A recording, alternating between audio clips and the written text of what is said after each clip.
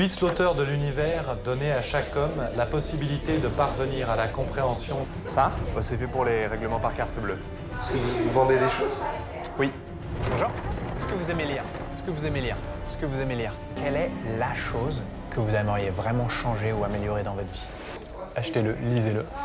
Et puis, voyez quoi.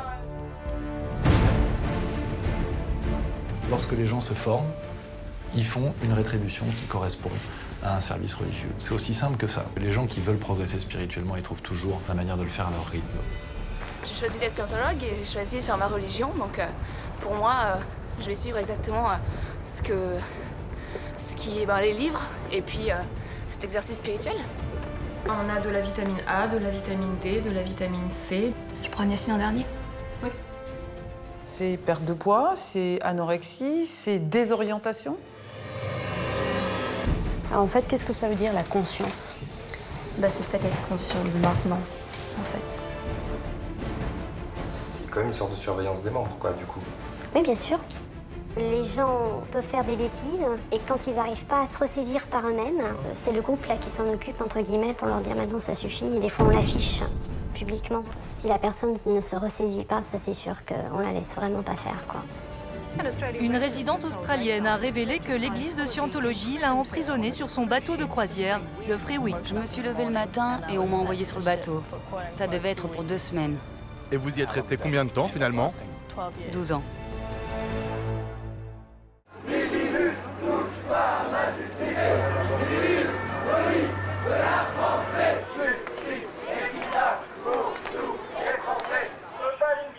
Bonsoir et bienvenue dans l'enquête exclusive qui s'intéresse ce soir à l'église de Scientologie, considérée comme une secte en France, mais comme une religion aux États-Unis et en Espagne. Il faut savoir que la justice française a condamné l'église de Scientologie en France pour escroquerie en bande organisée. Alors précisément aujourd'hui, les adeptes, les membres de l'église de Scientologie sont en train de manifester pour réclamer un changement de statut et pour que cesse cette stigmatisation qualifiée par eux d'injuste, d'inutile.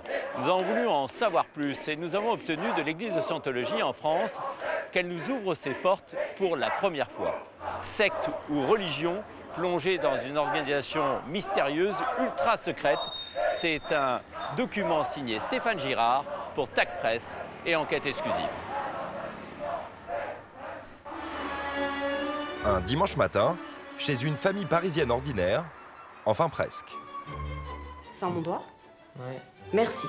Sans mon doigt? Oui. Merci. Sans mon doigt? Oui. Merci. Sans mon doigt. Benjamin a mal au bras.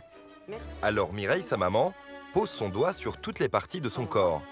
Cette curieuse pratique, elle appelle ça un assiste par le toucher. Merci. Sans mon doigt? Il se passe quelque chose? Non. Ok, je continue. Sans mon doigt. Mireille est persuadée que ça permettrait de soulager n'importe quelle douleur. Merci. Sans mon doigt. Ouais. Merci. On touche certaines parties du corps et on dit sans mon doigt. Et la personne, quand elle sent le doigt, elle dit oui. Et nous, juste, on lui répond qu'on a bien compris, tout simplement. Ce qu'elle nous explique, elle ne l'a pas appris dans une école de médecine, mais dans un centre de scientologie. Et seuls les scientologues y croient. Merci. Il se passe quelque chose? Ça va mieux. Bah c'est super. Very good, fan d'assist. Ton bras là, t'as plus mal? Non, non, c'est... Bah, je pouvais déjà le bouger avant, mais j'ai plus la tension que j'avais avant de faire l'assist. Et donc on ressent plus la douleur? Alors, ou ça s'atténue, ou ça s'enlève complètement, tout dépend des individus. Ça paraît un peu magique, quoi, parce que vous touchez à peine. C'est vrai. Donc c'est des procédés très doux qui s'appliquent très facilement et à n'importe qui. Mireille Bernard ne travaille pas. Elle vit avec ses 2 enfants, Benjamin, Grégoire et son mari Loïc, patron d'une petite entreprise de nettoyage. Il y a 25 ans, des amis leur font découvrir la scientologie. Depuis, ils sont devenus des scientologues modèles. Même les enfants ont été initiés dès l'âge de 6 ans. Qu'est-ce qui t'a plu alors dans la scientologie?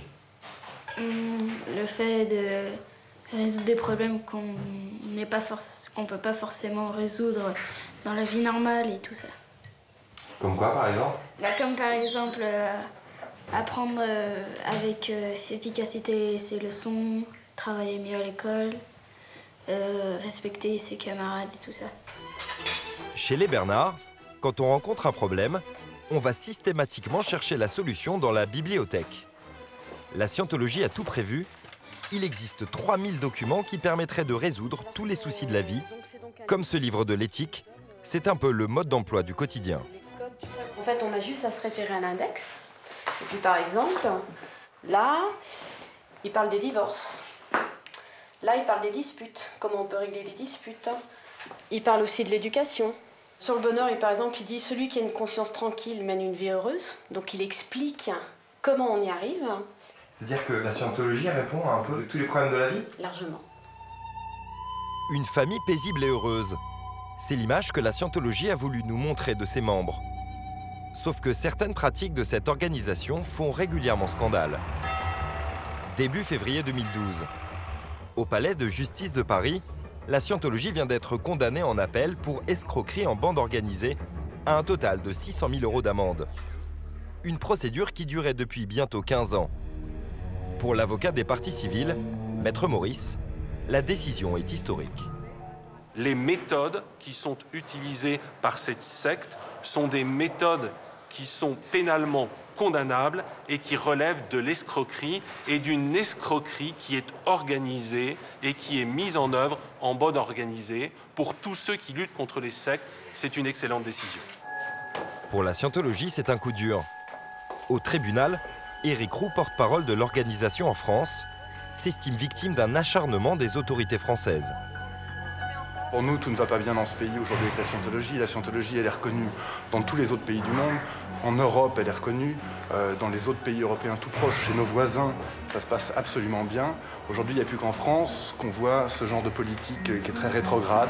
Et je pense qu'il y a un moment où il va falloir changer. Pourtant, la France n'est pas la seule à s'inquiéter des pratiques de la scientologie. Cette organisation défraie régulièrement la chronique judiciaire partout dans le monde. La scientologie, une organisation tentaculaire présente sur les 5 continents.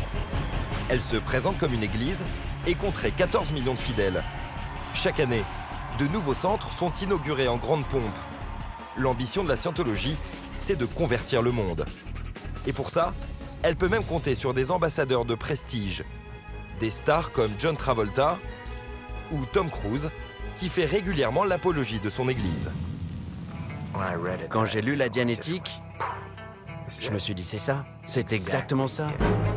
Leur maître à penser, c'est Ron Hubbard, un auteur de science-fiction qui publie la Dianétique en 1950. Il prétend avoir inventé une nouvelle méthode d'amélioration personnelle, un succès foudroyant.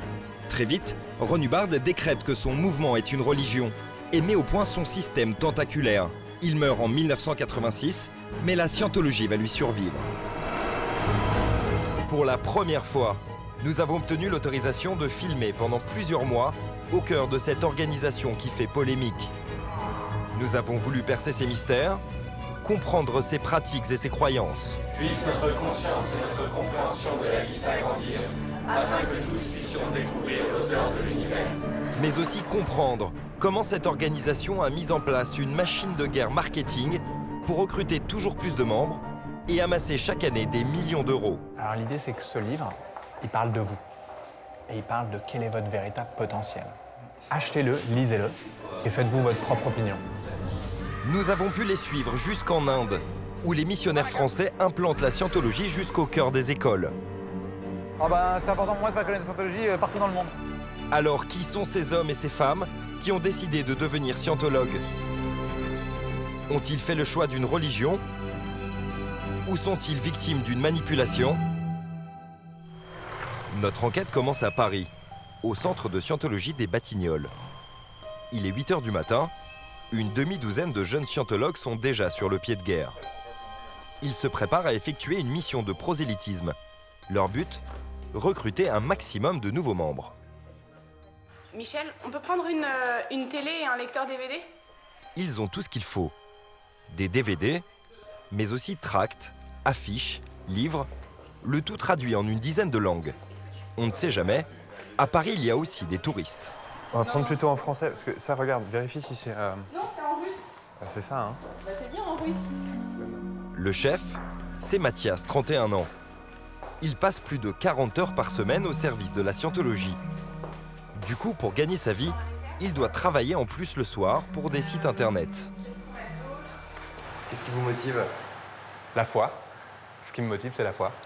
La scientologie m'a permis, en me comprenant mieux moi-même, de développer mes aptitudes et ça m'a vraiment aidé. Donc j'ai envie de partager ça. Mais en scientologie, le partage de la foi n'est pas gratuit. Ça, c'est fait pour quoi? Ça? Ouais. Bah, c'est fait pour les règlements par carte bleue. Parce que vous vendez des choses? Oui, on va vendre des livres et des DVD de Dianétique. Donc voilà.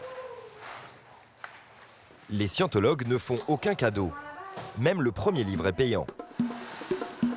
Pour les vendre, ils ont loué pour la journée un local au Halles, un quartier très passant du cœur de Paris.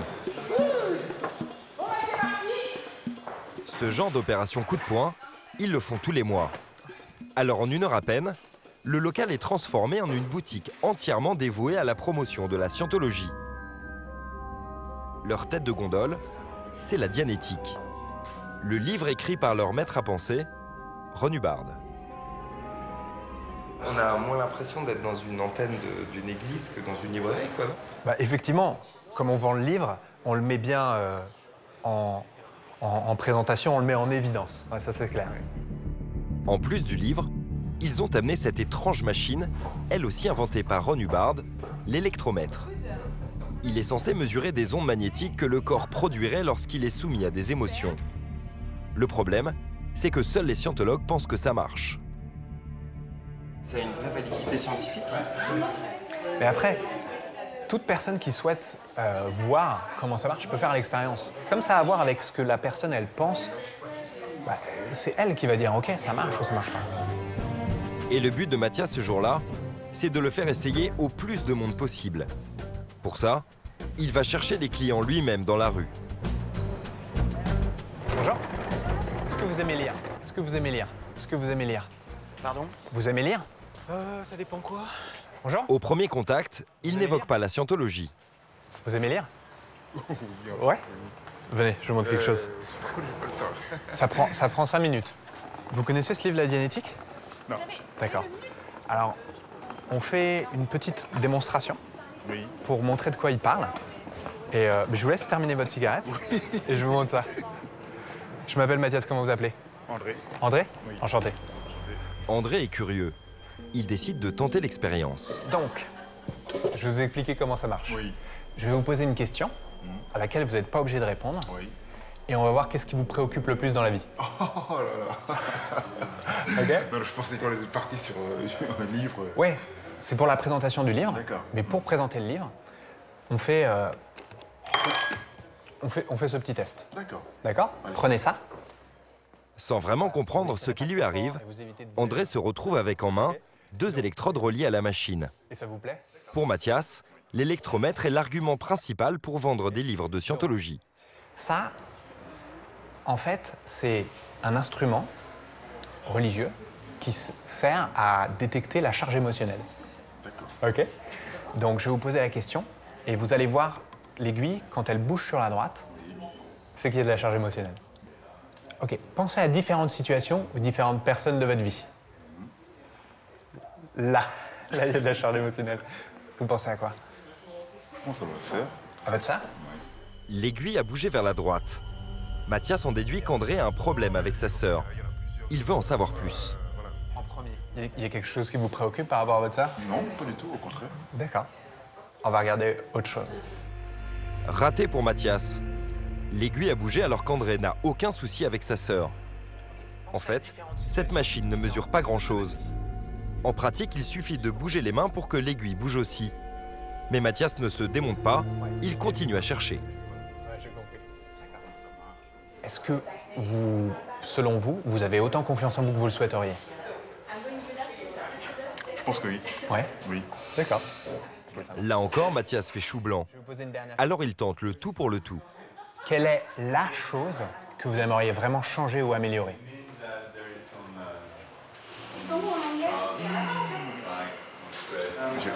J'ai pas de numéro, c'est tellement vague, c'est tellement... Ouais. Bon, passez une bonne journée. Merci à vous aussi. Au revoir.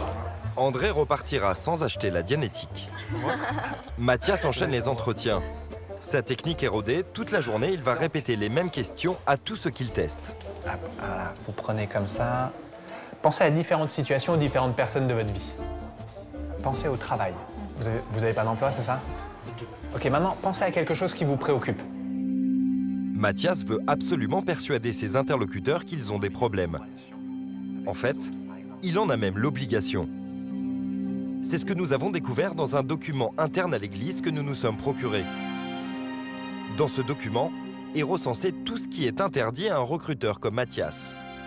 Et au point 23, si l'évaluateur des tests dit aux personnes qu'elles sont en bonne forme et qu'elles n'ont pas besoin de la scientologie, cela sera une cause de trahison. Trouver systématiquement des failles, une stratégie que Mathias avoue à demi-mot. Il faut trouver un problème. C'est ça en fait le but de l'entretien. Pas forcément parce que... Enfin oui, mais ce qui est intéressant, c'est de voir que la personne, il y a des moments où elle n'arrive pas à exploiter son potentiel. Et donc c'est à partir de ce moment-là qu'intervient le livre. C'est pour cela que Mathias veut à tout prix trouver des problèmes. Pour vendre la solution miracle de la scientologie, la dianétique. Alors il cherche et finit toujours par trouver. Quelle est la chose que vous aimeriez vraiment changer ou améliorer dans votre vie? Mais les relations amoureuses, c'est vraiment... c'est pas encore ça. Mathias veut convaincre Mohamed que la dianétique est efficace pour ses peines de cœur. Tenez, lisez les 3 premiers paragraphes.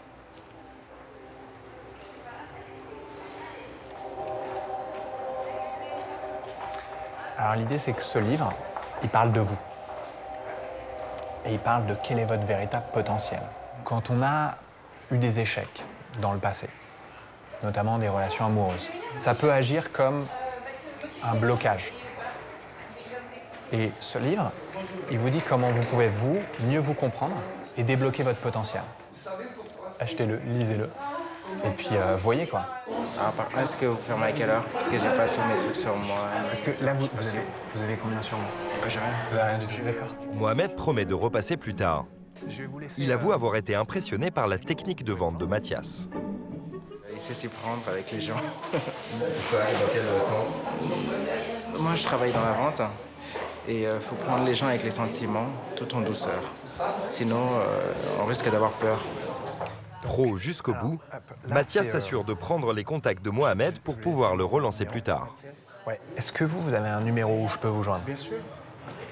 Alors c'est le 06. Ouais. 23. Ce jour-là, Mathias et son équipe ont vendu une quinzaine de livres à 16 €. 15 nouvelles personnes susceptibles de grossir les rangs de la scientologie. Non? D'accord, ok. Bonne journée. L'Église a des méthodes encore plus efficaces pour recruter de nouveaux membres. Cela se passe sur Internet. Quand on tape « test de personnalité », apparaît sur la première page un questionnaire gratuit. Il prétend découvrir qui vous êtes. En dessous du titre, la référence à l'Église de Scientologie est bien là, mais reste discrète. Il faut répondre à pas moins de 200 questions. Pour la Scientologie, l'intérêt de ce test, c'est que les internautes devront obligatoirement se rendre à l'Église pour avoir leurs résultats. Et là, c'est Mathias qui les reçoit. Ce jour-là, il a rendez-vous avec Paola, 20 ans. La jeune fille a rempli un test sur Internet. À son arrivée, elle ne comprend pas vraiment où elle a mis les pieds. Elle se montre méfiante. Vous avez fait des études de psychologie, non? Pas du tout. Vous êtes venu là comme ça? J'ai lu les livres, je connais la philosophie de scientologie. Ça me donne l'impression que c'est un peu une secte et ça me fait peur, donc voilà. D'accord. Secte. Cette réputation colle à la peau de l'Église de Scientologie. Alors Mathias a sous la main un dossier fait spécialement pour rassurer les visiteurs. La scientologie est une religion. Là, vous avez la reconnaissance qui est une reconnaissance religieuse en Espagne, en Suède, au Portugal.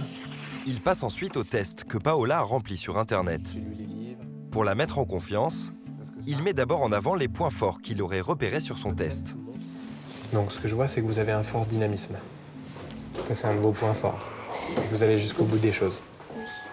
Mais très vite, il cherche à déceler les points faibles de Paola. Vous pouvez avoir parfois des moments où vous avez du mal à vous concentrer. Votre attention, elle est dispersée. Et ça veut dire que vous n'êtes pas heureuse. Est-ce qu'il y a des gens qui ont trahi votre confiance? Oui.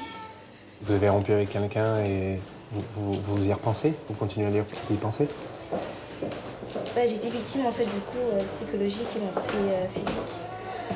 Ah oui, d'accord. Quelqu'un vous a battu? D'accord. Il vous a battu physiquement? Ouais. D'accord. Depuis cet événement traumatisant, Paola a du mal à faire confiance aux gens. Mathias l'écoute quelques minutes et lui propose sa solution. Toujours la même, quels que soient les problèmes. D'accord. Voilà, bon, j'ai compris. Alors, Paola, avec la scientologie, vous pouvez résoudre ça. Donc, vous avez eu des mauvaises expériences. Maintenant, fondamentalement, vous êtes un être spirituel. Oui, ça je le sais. Ouais. Et en tant qu'être spirituel, même si vous avez chuté, et des fois vous êtes tombé, vous pouvez vous relever. Vous avez ce DVD qui s'appelle La Dianétique. Donc ce que je vous propose, c'est d'acheter ce DVD, de le regarder. C'est combien en fait? Ah, c'est une fortune. Paola tombe de haut. Elle ne pensait pas qu'on lui proposerait d'acheter un film pour résoudre ses difficultés personnelles. Il coûte 18 €. Le truc? Ouais. Le DVD? Le truc. La jeune femme hésite. Alors pour la convaincre, Mathias s'appuie sur son test. Il n'hésite pas à lui promettre que grâce à la Dianétique, sa vie deviendra meilleure.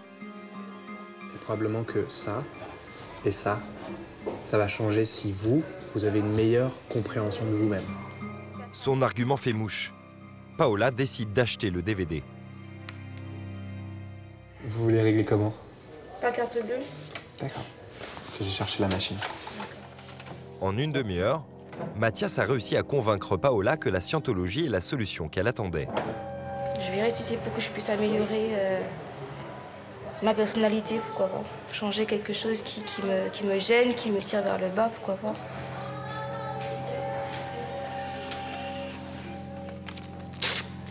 Merci. Paola reviendra quelques semaines plus tard suivre un cours de Dianétique.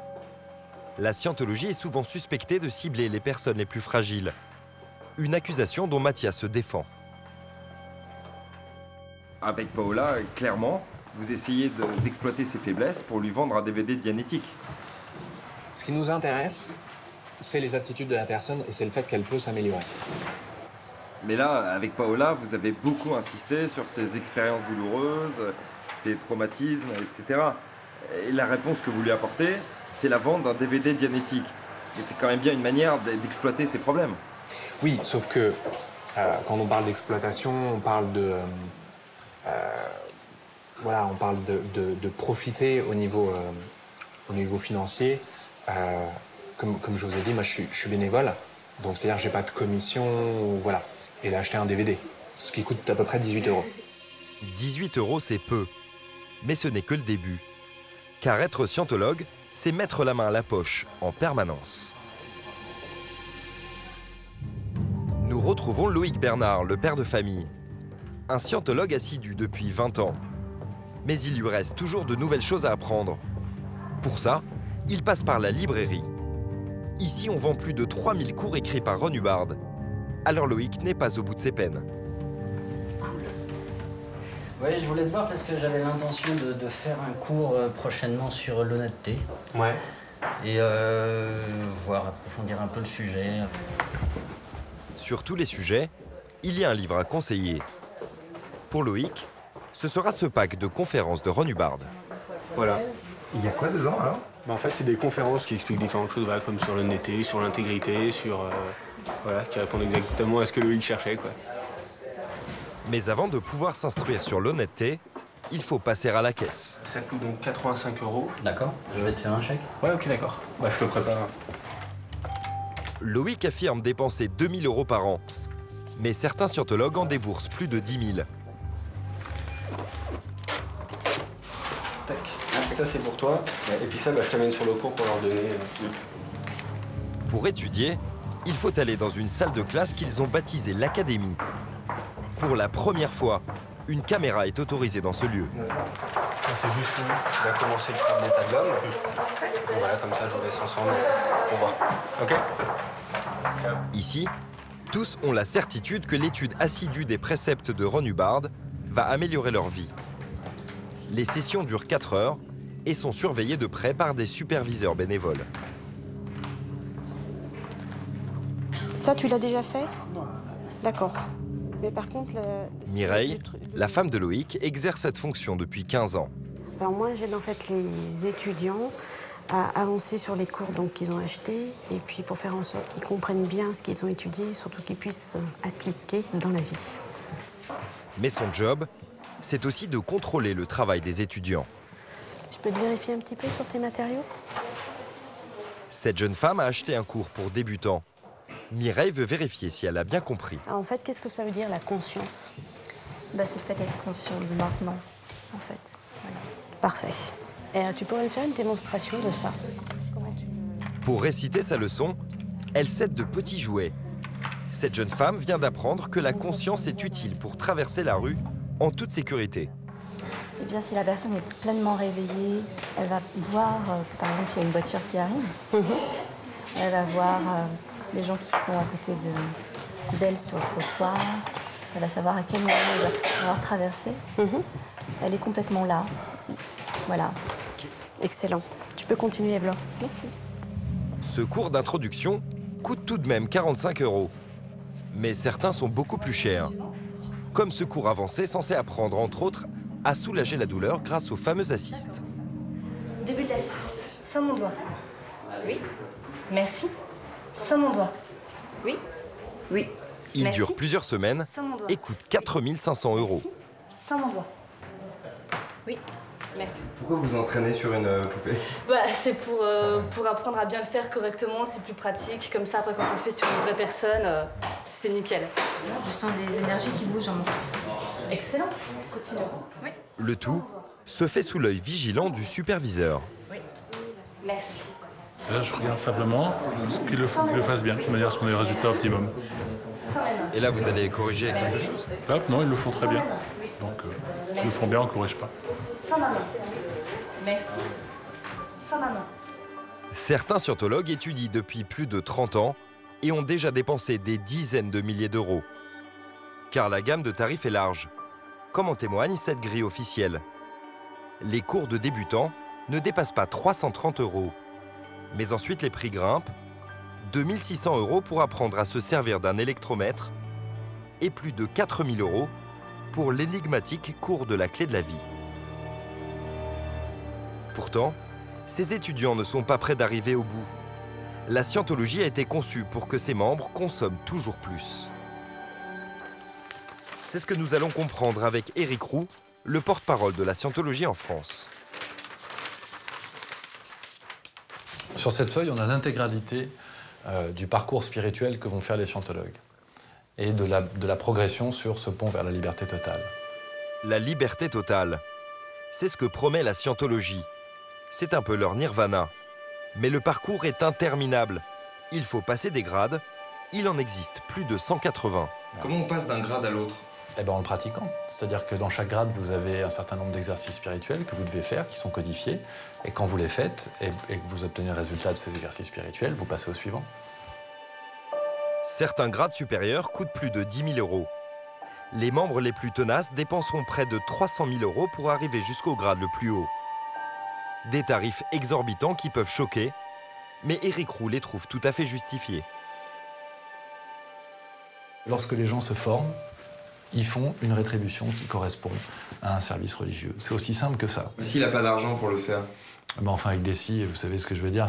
Le problème, en vrai, c'est jamais posé. Parce que les gens qui veulent progresser spirituellement, ils trouvent toujours la manière de le faire, à leur rythme. Les membres du centre rapportent plus de 2 millions € par an à leur église. Et ce sont ces tarifs et ces pratiques commerciales qui ont fait condamner la scientologie en février 2012 pour escroquerie en bande organisée. Le jugement est sans appel. Il parle de tromperie, d'emprise psychologique et de captation de fortune. La scientologie multiplie les condamnations de ce genre partout dans le monde. Alors, pour redorer son blason, l'organisation tente de s'offrir un vernis humanitaire. Comme le montrent ces vidéos de propagande interne. Les scientologues s'invitent sur toutes les grandes catastrophes. Comme à New York, pour l'attentat du 11 septembre. À Haïti, lors du tremblement de terre, ou encore plus récemment à Fukushima. Ils portent des t-shirts jaunes et ils se sont baptisés les ministres volontaires.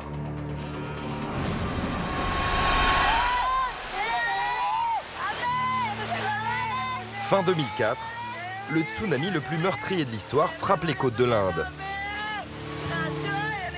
Il fait plus de 11 000 morts. 2 semaines plus tard, les scientologues sont là. Cette fois, ils viennent tous du centre parisien. Ils se sont filmés eux-mêmes sur ces images.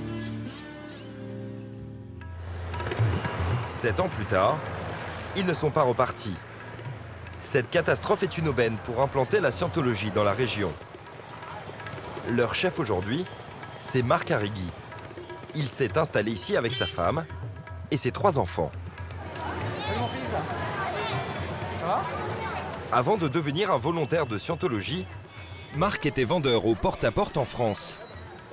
Aujourd'hui, il a monté une petite entreprise locale de purification d'eau et la France ne lui manque pas trop. Qu'est-ce que vous aimez dans votre vie ici? Il y a quand même une certaine sensation de liberté, de possibilité de création, parce que c'est un endroit où tout est à faire en fait. Hein. Il y a beaucoup de choses qu'on peut apporter, donc c'est très agréable. Ce que Marc est surtout venu apporter aux Indiens, c'est la scientologie. Parfois, même les enfants sont mis à contribution. Quelquefois, je vais dans les villages, je distribue des chemins du bonheur. C'est des petits livres avec les chemins à suivre si on veut vraiment avoir un vrai bonheur. Je délivre aussi des assistes. C'est des procédés qui touchent les nerfs pour faire qu'on se sent bien dans nous-mêmes. Qui relâche le corps. Qui relâche le corps et qui nous détend. Ils n'ont que 8 et 12 ans, mais lorsqu'ils ont du temps libre, ces enfants font comme papa et maman, ils répandent la scientologie. Pour ça, l'Inde, c'est un peu le pays idéal. Ici, la spiritualité est très importante. Tout le monde pratique sa religion à sa guise. Les cérémonies s'organisent comme ici dans les temples et même dans la rue.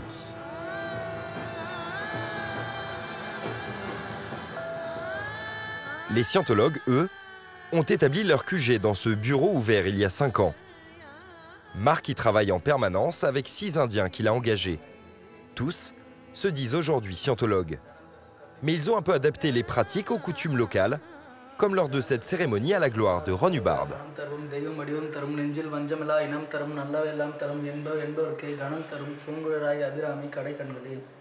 Pour ces Indiens, il est devenu beaucoup plus qu'un maître à penser.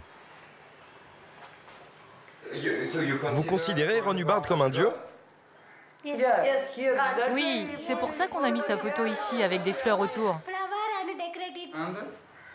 Pour devenir ministre volontaire, ils sont obligés d'apprendre les principes de base de la scientologie. Et c'est Marc qui joue au professeur. Ça, c'est l'esprit. Ça, c'est le mental. Et ça, c'est le corps. Vous avez des élèves très appliqués, non? Ouais. Ah non, mais sinon je me fâche. Hein. Obligatoire. Non, ils sont super. Ils sont extraordinaires. Les Indiens sont très studieux. Très studieux. Si Marc prend du temps pour former ses élèves, c'est qu'il veut pouvoir compter sur eux pour une mission d'importance. Introduire la scientologie partout où ils le peuvent. Ici, ce n'est pas comme en France. Les scientologues ont carte blanche. Comme dans cette école réputée du centre de la ville. Avec plus de 800 élèves, c'est une cible de choix.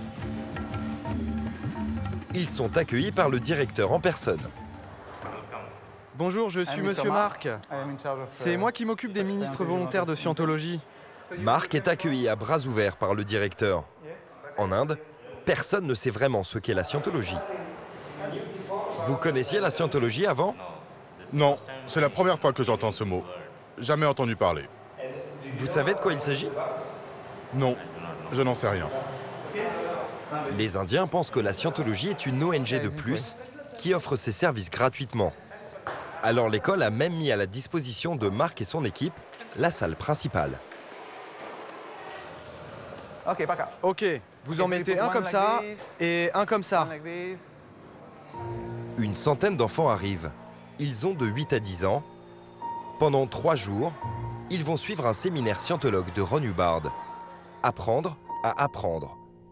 C'est une méthode censée les aider à mieux étudier. Notre sujet aujourd'hui, c'est apprendre comment apprendre. Comment apprendre facilement. La méthode est basée sur 7 ouvrages, écrits spécialement pour les enfants par Ron Hubbard. Il est utilisé par toutes les familles scientologues du monde. C'est une méthode de pédagogie de base. On y apprend entre autres qu'il ne faut pas dire que l'on sait déjà tout. Regarde la figure de la jeune fille. Elle est furieuse. Elle prétendait savoir faire un avion en papier. Mais en fait, elle ne le savait pas du tout. Donne-moi un exemple où tu as fait la même chose. Ce cours paraît banal. Pourtant, au détour d'exercices avec de la pâte à modeler, le formateur fait répéter aux enfants des concepts que seuls les scientologues utilisent. Ça, c'est une masse, un label. Une masse, un label.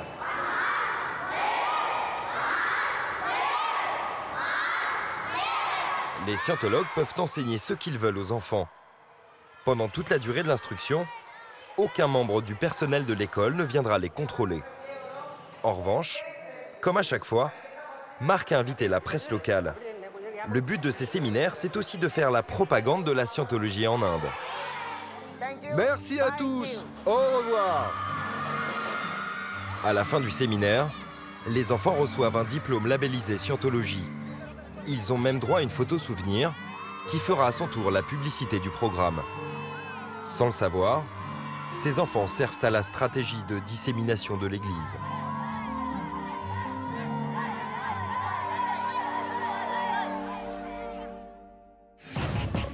Comme on peut le voir sur ce film qu'elle a produit, la Scientologie considère qu'elle est en croisade.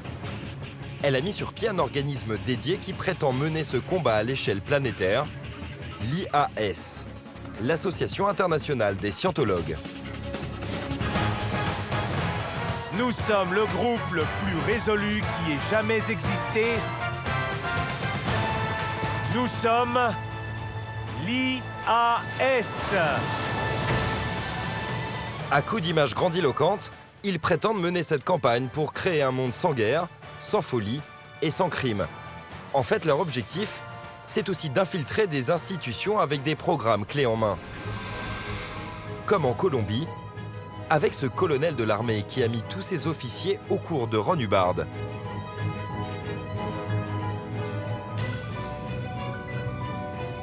Ou encore en Israël, où les autorités pénitentiaires ont adopté Criminon, un programme censé réhabiliter les criminels. Et même aux États-Unis, le shérif de Los Angeles a adopté l'un de ces programmes. Il n'hésite pas à se faire publiquement le chantre de la scientologie. The Church of Scientology was there at the first meeting, and you've been a vital partner ever since. Pour financer l'IAS et ses programmes, l'Église de Scientologie demande toujours plus d'argent à ses 14 millions de membres. Le don minimum est à 500 € par an. Mais cet argent sert-il vraiment au programme humanitaire de l'Église? Certains le contestent. En janvier 2012, Debbie Cook, un cadre de premier plan de l'Église mondiale, déclenche un scandale. Elle dénonce dans un courrier interne les sommes faramineuses amassées par l'Église grâce aux pressions financières permanentes exercées sur les membres. Les donations des membres sont gardées en réserve et dépassent le $1 milliard. Une minuscule partie seulement a été dépensée pour la communauté. Cet argent serait en fait gardé sur des comptes en banque. Jusqu'à présent, aucune enquête n'a permis de prouver que des responsables de l'Église s'enrichissaient personnellement. Retour en France. Au centre de Scientologie de Paris, comme dans tous les centres du monde, tous les bénéfices partent aux États-Unis. Alors la manne financière de la Scientologie, Éric Roux n'en voit pas la couleur. Sa fiche de paye est à peine supérieure au SMIC. La somme, elle est là. Je gagne, heures supplémentaires comprises. Elles sont nombreuses, 1 300 € par mois. Et vous n'avez pas un peu l'impression de vous faire avoir? J'ai pas l'impression de me faire avoir. Regardez, comme je vous l'ai dit, c'est un sacerdoce. Je travaille pour une église. Je suis pas là pour gagner de l'argent. Si je veux gagner de l'argent, je sais comment faire, j'ai pas de problème. Mais c'est pas avec la Scientologie que je le ferai. Eric Roux s'est engagé à servir fidèlement la scientologie. En fait, les scientologues doivent se dévouer corps et âme à leur église, même si parfois, cela peut mettre leur santé en danger.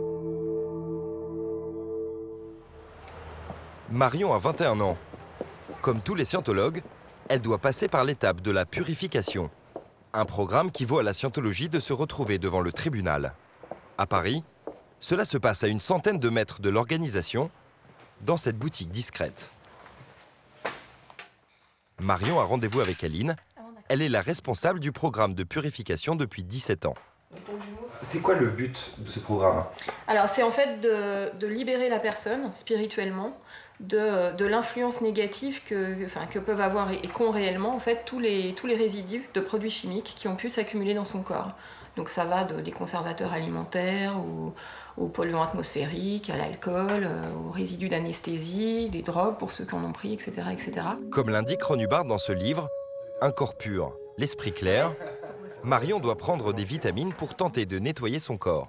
Pour ce qui est du tableau, donc pour les autres vitamines, donc tu vas suivre précisément ce tableau avec chaque dosage de chaque vitamine et au fur et à mesure que tu progresseras, tu vas suivre exactement toujours les étapes de ce tableau. Voilà. Aucune étude médicale n'a validé cette cure. Aline n'est pas médecin. Elle se contente de suivre le livre à la lettre. Il prescrit pas moins de 8 vitamines différentes. Donc là, on a de la vitamine A, de la vitamine D, de la vitamine C, de la vitamine E, de la vitamine B complexe, de la vitamine B1 pardon, et des minéraux. Et puis la vitamine B3 aussi. Avant de commencer, Marion a acheté ses vitamines sur Internet. Pour son premier jour, elle n'avale que 4 gélules. Mais les doses vont augmenter progressivement. À la fin de sa cure, dans 3 semaines, elle devra prendre plus de 30 cachets par jour. Je prends Niacine en dernier? Oui. Mais le programme ne s'arrête pas aux vitamines. Tous les jours, Marion doit aller faire du jogging. Avec 2 autres scientologues, ils vont courir pendant une demi-heure pour faire circuler les vitamines dans le sang. Un programme exigeant, mais Marion se doit de suivre mot pour mot les commandements de Ron Hubbard. J'ai choisi d'être scientologue et j'ai choisi de faire ma religion, donc pour moi, je vais suivre exactement ce qui est les livres et puis cet exercice spirituel. Retour dans la boutique pour l'ultime étape, la séance de sauna. Pendant plus de 4 heures par jour, ils vont rester dans cette salle à 70 degrés. Le programme est facturé plus de 1 300 € par l'église. Mais selon Aline, il pourrait faire des miracles. Beaucoup de gens me disent, quand ils ont terminé le programme, qu'ils ont l'impression d'être sortis d'un brouillard ou sortis d'une espèce de carcan, etc., etc. Donc ça, c'est quelque chose qui se fait progressivement tout au long du programme et au fur et à mesure que la personne transpire et élimine ces substances de son corps. D'après Aline, ce programme ne présenterait aucun danger pour la santé. Pourtant, l'Ordre des pharmaciens tire la sonnette d'alarme. Selon sa présidente, Isabelle Adnaud, ce programme de purification est nocif pour la santé et en le recommandant, les scientologues sont hors la loi.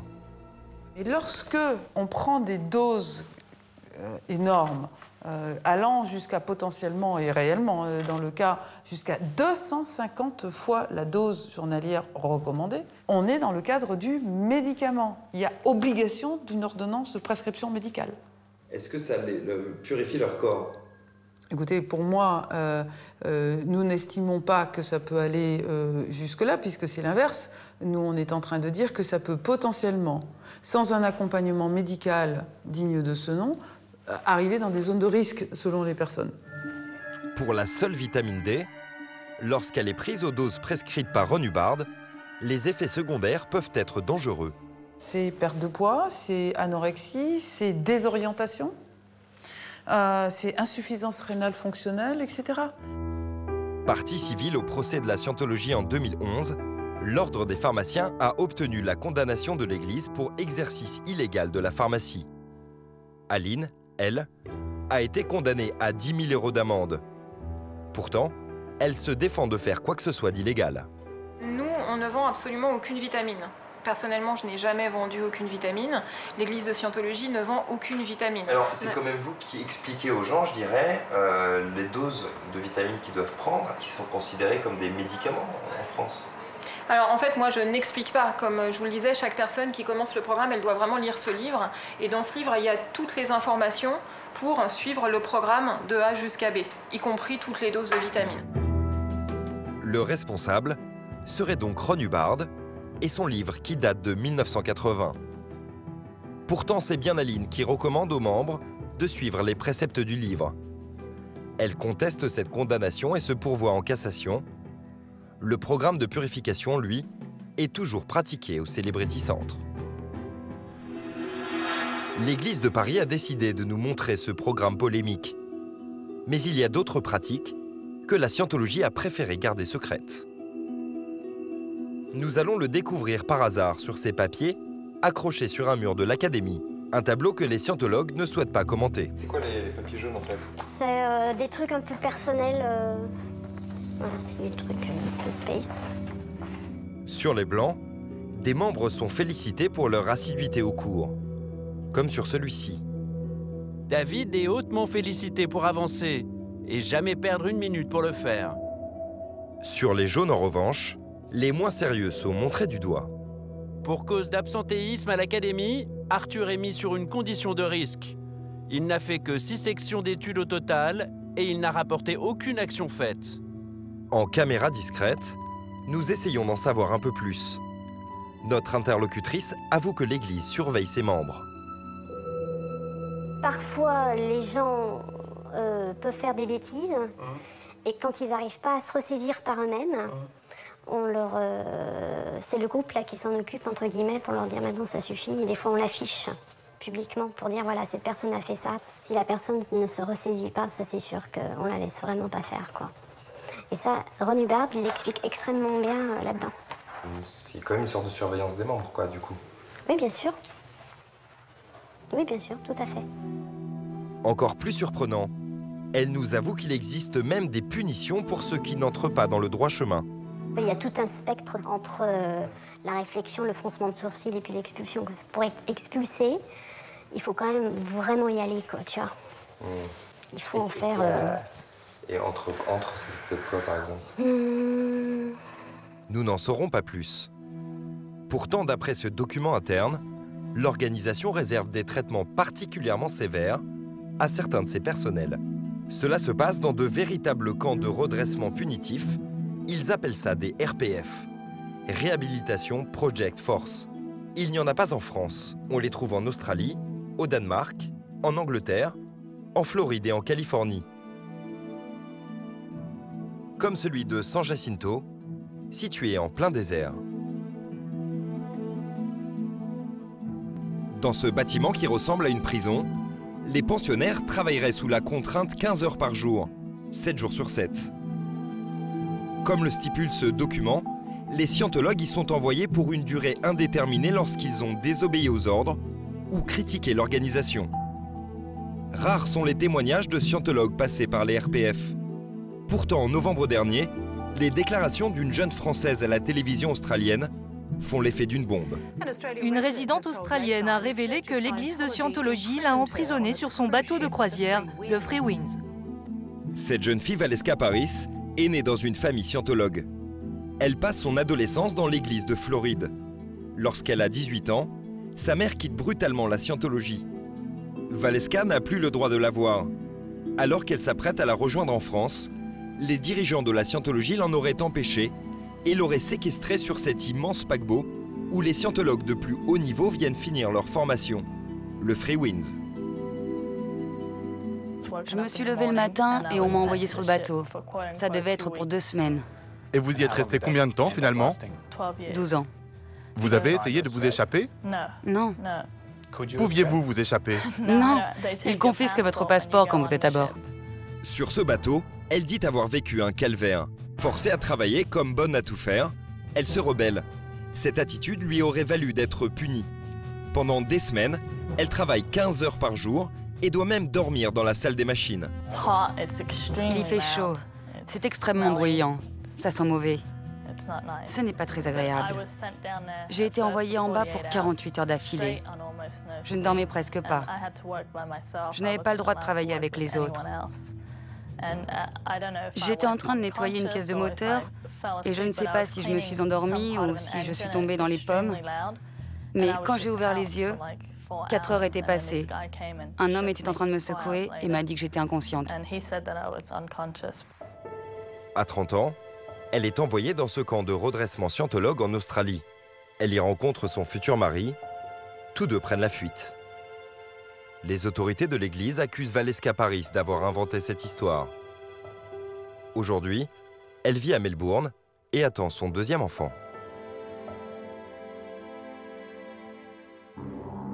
En France, malgré les scandales, la scientologie fait tout pour gagner en respectabilité. Le but affiché de ses dirigeants, être reconnu comme une religion légitime. Alors, à défaut d'en avoir le statut, ils s'en sont arrogés le nom et les apparences. À Paris, tous les dimanches, les scientologues organisent une sorte d'office religieux. Éric Roux enfile son costume de ministre du culte. C'est lui qui anime la prière, et c'est ici que cela se passe, sur la scène du théâtre de l'église. Outre ce buste de Ron Hubbard, les symboles utilisés par la scientologie sont clairement empruntés au christianisme. Un col romain, c'est aussi pour donner le signal que la scientologie est une religion. Donc le col romain, pour n'importe quelle personne qui le voit, ça représente la fonction de ministre du culte. Donc un ministre du culte, s'il veut se faire connaître comme il est, il porte le col romain. La croix, effectivement, c'est un symbole religieux qui permet aux gens de voir immédiatement qu'ils sont et qu'ils arrivent, lorsqu'ils découvrent la scientologie, dans une religion. Ces codes marketing permettent à la scientologie d'offrir le visage rassurant de la religion. Il existe même des prières contenues dans ce petit livret « Introduction aux offices ». Chers paroissiens, bienvenue à cet office dominical. Je vous propose de lire ensemble la prière de Scientologie pour la liberté totale que vous trouvez en dernière page. Puisse l'auteur de l'univers donner à chaque homme la possibilité de parvenir à la compréhension de sa nature spirituelle. La prière dure moins de 5 minutes. Leur foi n'a aucun rapport avec le message chrétien. Et puissent d'autres aussi atteindre cette compréhension qui mène à la liberté totale. Quand vous priez qui? Vous priez un Dieu? Vous priez Ron Hubbard? Vous priez qui? Quand on prie Dieu, parce que la phrase de fin vous le dit, on termine par Dieu fasse qu'il en soit ainsi. Et c'est qui Dieu chez les scientologues? Alors chez les scientologues, le concept de Dieu est laissé à chacun. Prier ne suffira pas pour être reconnu comme une religion. Condamnée par la justice française, la scientologie s'apprête à passer à la contre-attaque. Merci beaucoup et à la semaine prochaine. Merci. Elle n'hésite pas à frapper aux portes des plus hautes instances. Ce jour-là, Éric Roux se rend à l'autre bout de l'Europe, à Varsovie, capitale de la Pologne. C'est ici que se tient l'assemblée annuelle de l'OSCE, l'Organisation pour la sécurité et la coopération en Europe. Sujet de la réunion du jour, la liberté de religion. Éric Roux est venu pour convaincre cette instance européenne que la France est un mauvais élève. Elle ne respecterait pas les libertés religieuses. Éric Roux n'est pas invité officiellement, il lui suffit simplement de s'inscrire à l'arrivée. Église de Scientologie, Bureau des droits de l'homme. Ce jour-là, une trentaine de mouvements religieux divers et variés ont fait le déplacement. Leur but, faire du lobbying auprès de l'institution. La Société hongroise de la conscience de Krishna. Ordre de Saint-Andrew.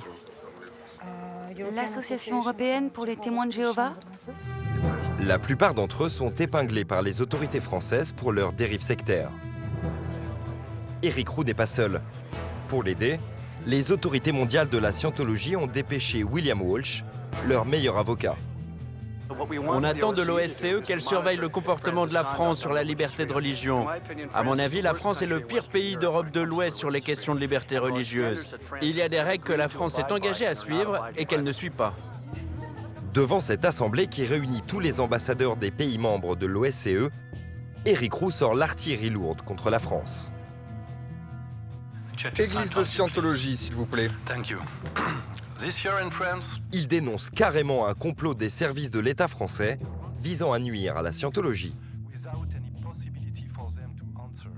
Cette désinformation insidieuse répand l'intolérance et la discrimination à travers les institutions et la société. Nous demandons respectueusement à l'OSCE d'intervenir et de mettre fin à cette situation. Merci beaucoup. En fait, cela fait 15 ans que les scientologues viennent faire du lobbying ici. Pas de quoi impressionner le représentant de la France, Hervé Machy. Leurs arguments, il les connaît par cœur. C'est de la stratégie de communication, c'est une forme de lobbying qui consiste à décrédibiliser l'action des gouvernements et passer comme des victimes, alors que ce sont bien souvent ces mêmes organisations qui commettent des infractions à la loi pénale. Le plus étonnant, c'est qu'Éric Roux pourrait un jour finir par obtenir gain de cause. Les institutions européennes, comme aux États-Unis, ont tendance à privilégier la liberté de tous les cultes. En France, le feuilleton judiciaire continue, après la condamnation de la scientologie en appel pour escroquerie en bande organisée. Les scientologues vont porter l'affaire devant la Cour de cassation. Nous quittons la France pour franchir l'Atlantique. Les quartiers généraux de la scientologie sont basés aux États-Unis. C'est là-bas que toutes les grandes décisions sont prises. Nous sommes à Clearwater, une petite ville balnéaire en Floride. En centre-ville, tous les bâtiments ou presque appartiennent à l'organisation. Dans la rue, nous croisons ces hommes et ces femmes en uniforme. Ils sont 2000 à travailler pour la scientologie. C'est à Clearwater que bat le cœur spirituel de l'Église. Depuis des années, l'Église de Scientologie est gagnée par un mal profond. Des désertions au sommet du pouvoir. Des dirigeants importants quittent l'Église. Ils évoquent un climat de pression psychologique et de violence physique insoutenable. L'un d'eux s'appelle Mike Rinder. Il nous a annoncé une interview sous haute surveillance. D'origine australienne, fils de scientologue, Mike Rinder a gravi tous les échelons pour devenir l'un des plus hauts dirigeants de la scientologie. Il a même créé les services secrets de l'organisation. Après plus de 20 ans passés au sommet de la hiérarchie, il a décidé de prendre la fuite. Il nous emmène d'abord au pied du Superpower Building. C'est le plus grand bâtiment de Clearwater.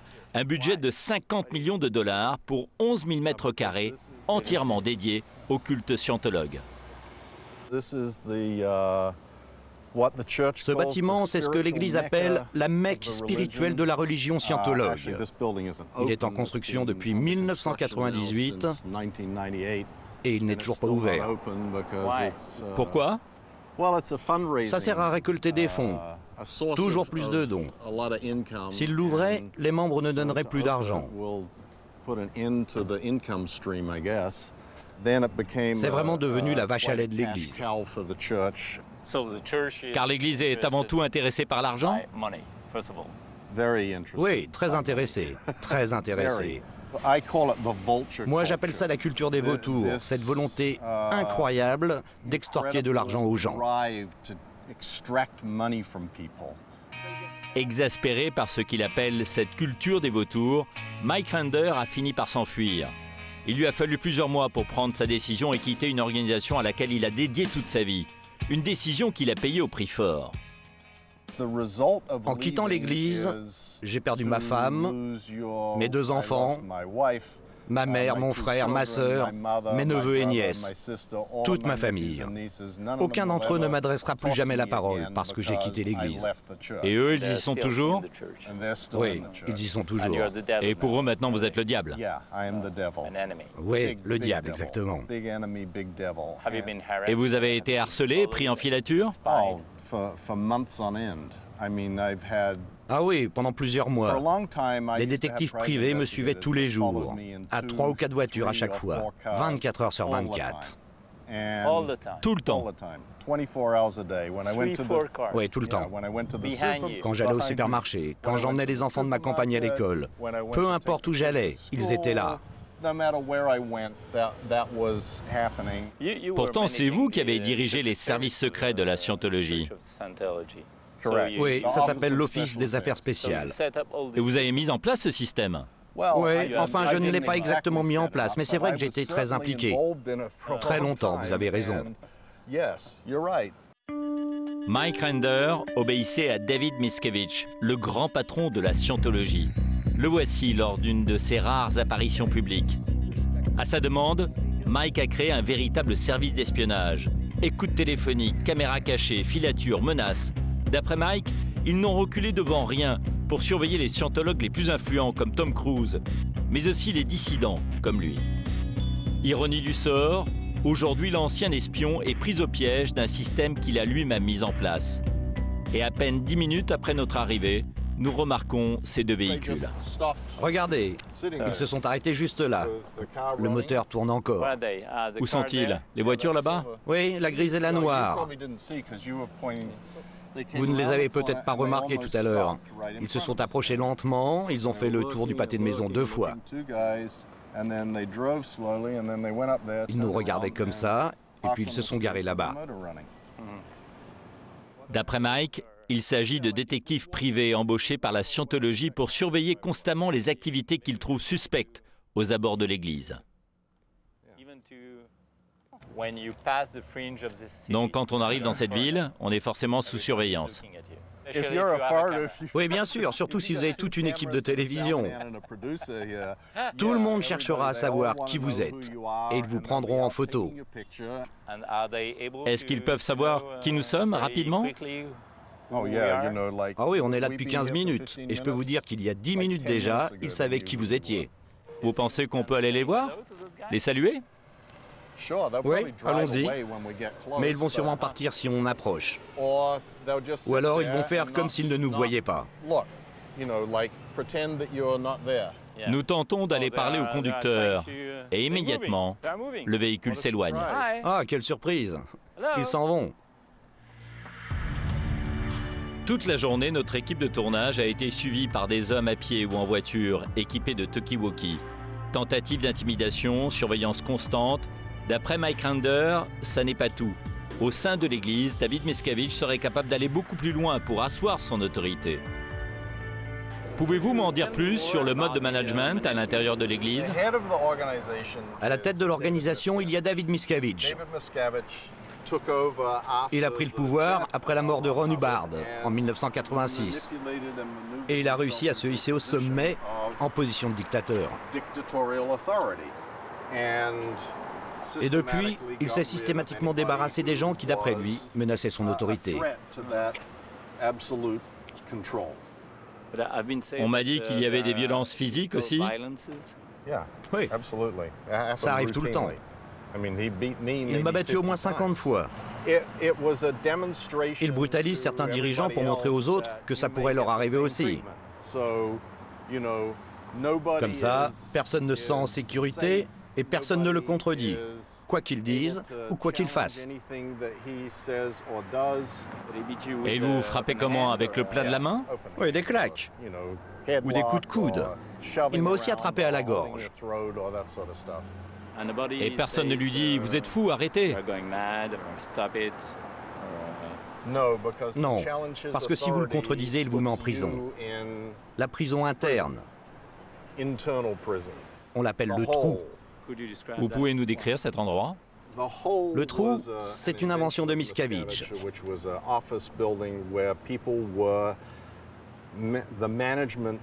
C'est là que les hauts dirigeants sont emprisonnés. C'est un immeuble de bureaux. Il y a 3 fenêtres, toutes verrouillées, 2 portes, fermées aussi.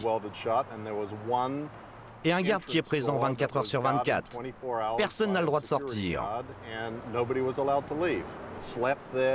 On mangeait là, on dormait là.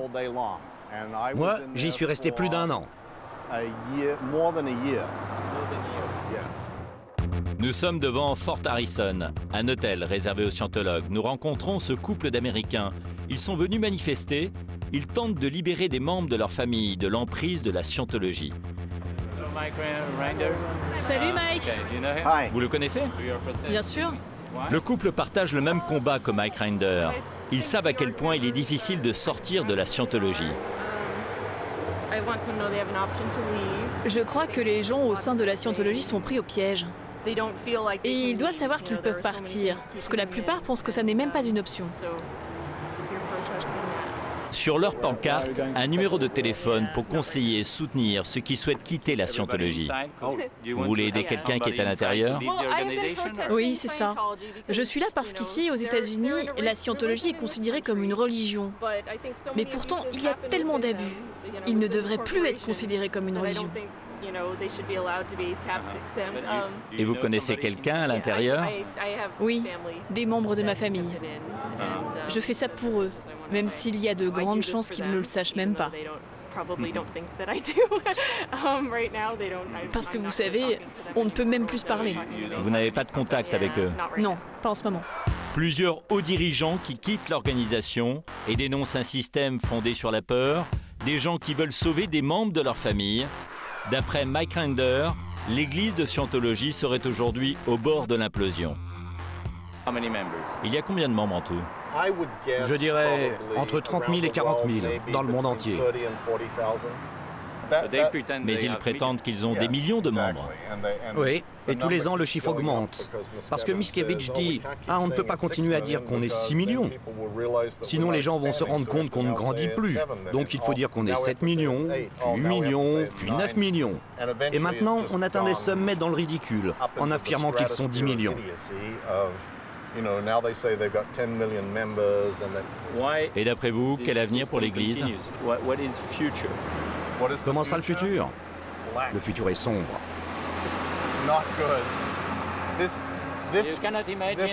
On ne peut pas imaginer ce que l'on appelle en France une révolution de palais? Non, le problème, c'est que le palais est pourri de l'intérieur. Il est corrompu. Il n'y a plus rien à sauver. En revanche, ce qui est sûr, c'est qu'ils ont toujours beaucoup d'argent. Ça donne l'apparence que les choses vont bien.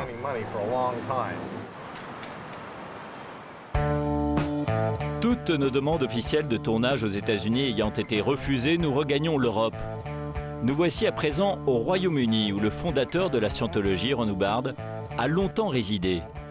Ici aussi, l'organisation a pignon sur rue.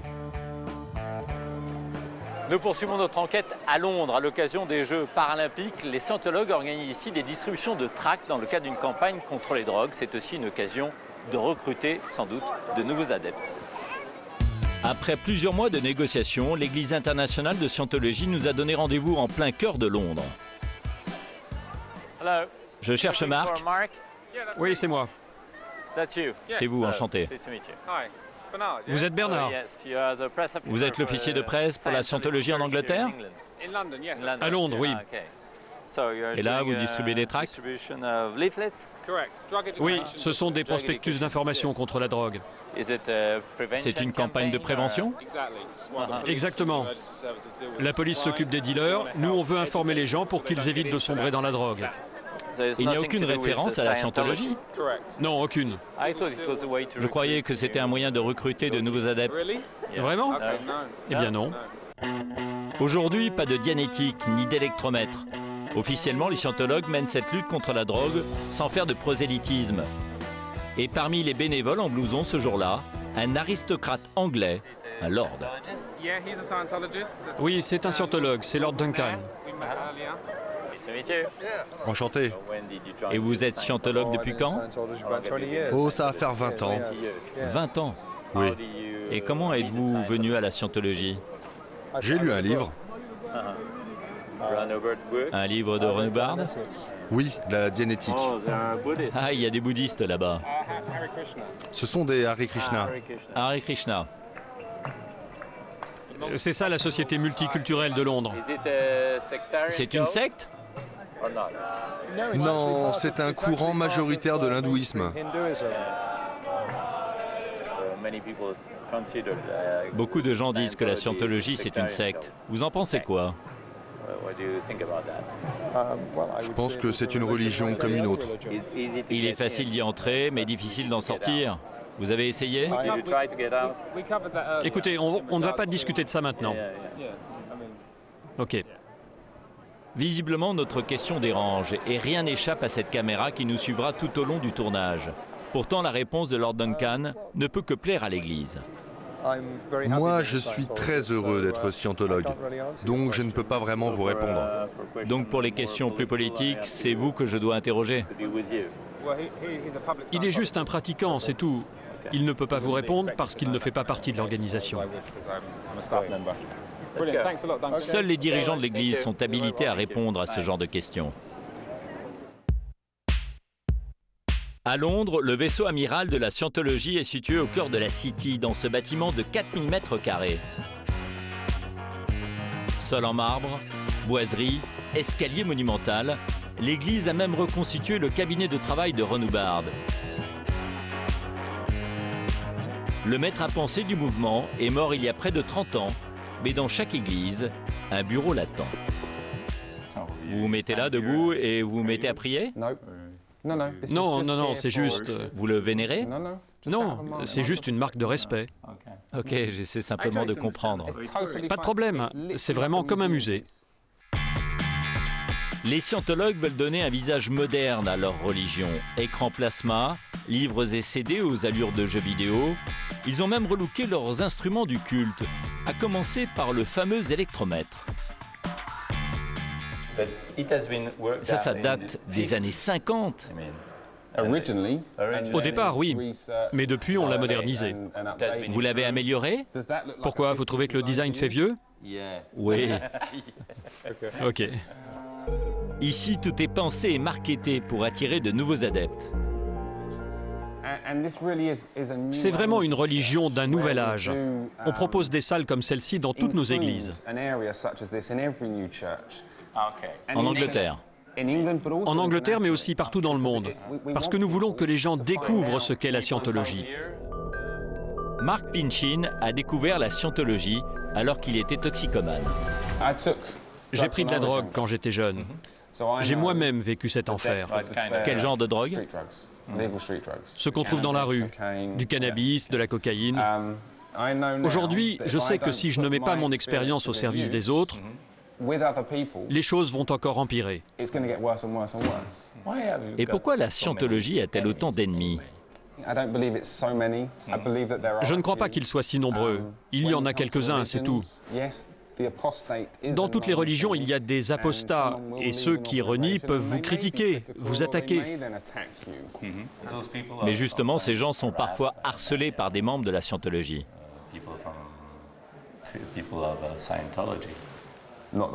Pas que je sache. J'ai fait une interview à Clearwater et on a été espionnés toute la journée. Oui, j'ai entendu dire que vous étiez là-bas, oui. C'était sympa? Une bonne interview? Oui, intéressant. Bien. Encore une fois, si quelqu'un raconte quelque chose de faux, on a le droit de rétablir la vérité sur ces sujets. Mark Pinchin va tout de même nous confirmer l'existence d'un régime de punition au sein de l'organisation. Est-ce qu'il existe un système judiciaire en interne? Oui. Par exemple, si on confie une tâche à l'un de nos membres et qu'il y a un problème ou que c'est mal fait, cette personne sera corrigée. Elle sera entraînée. On est différent d'autres organisations. On ne vire pas les gens comme ça. On essaye de les éduquer et de les rendre plus efficaces. Et c'est cela que certaines personnes ont vécu. Ce n'est pas du lavage de cerveau. Vous savez, tous les matins quand je me lève, je m'ouvre la tête, je prends ma brosse à dents et je me lave le cerveau. Non, écoutez, est-ce que j'ai l'air lobotomisé d'après vous? Non. Non. Ok, merci. D'après les scientologues, sous le leadership de David Miscavige, le mouvement connaîtrait une expansion sans précédent. Quant à Mike Rinder, l'ancien responsable de la scientologie que nous avons rencontré à Clearwater, il aurait été démis de ses fonctions pour mauvais comportement. Des témoignages comme celui de Mike Rinder en disent long sur l'état de la scientologie aujourd'hui et sur son caractère parfois sectaire. Un dirigeant, un gourou tyrannique, parfois paranoïaque, des adeptes coupés de leur famille lorsqu'ils quittent l'organisation, et puis une pseudo-doctrine au service de l'argent et du pouvoir. Voilà, c'est la fin de cette émission. Rendez-vous la semaine prochaine pour un nouveau document d'enquête exclusive. L'an dernier, la police a saisi plus de 200 kilos de cocaïne à Paris et dans sa banlieue. Aujourd'hui, dans la capitale, la cocaïne est livrée à domicile, comme des pizzas. Là, c'est un Paris-Brooklyn. Ça veut dire je vais voyager. À Paris, la drogue est partout. Derrière ce trou, un squat géant peuplé de zombies. Ici, une drogue fait des ravages. Le crack. Nous avons pénétré l'endroit où des hommes, dans l'ombre, fabriquent cette drogue à partir de la cocaïne vendue dans les quartiers chics. Ça fait un disque, comme à l'église. Le corps du Christ.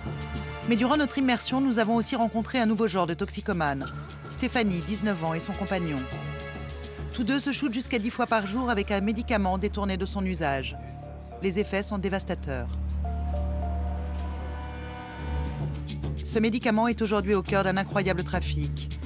C'est ce que nous avons découvert derrière cette porte. Grâce à des cartes vitales volées, Sam se procure de grosses quantités de médicaments, un business qui lui rapporte beaucoup d'argent.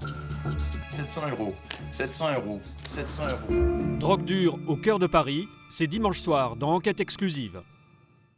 Cette émission a été préparée avec Hélène Mangiardi et Julie Martin.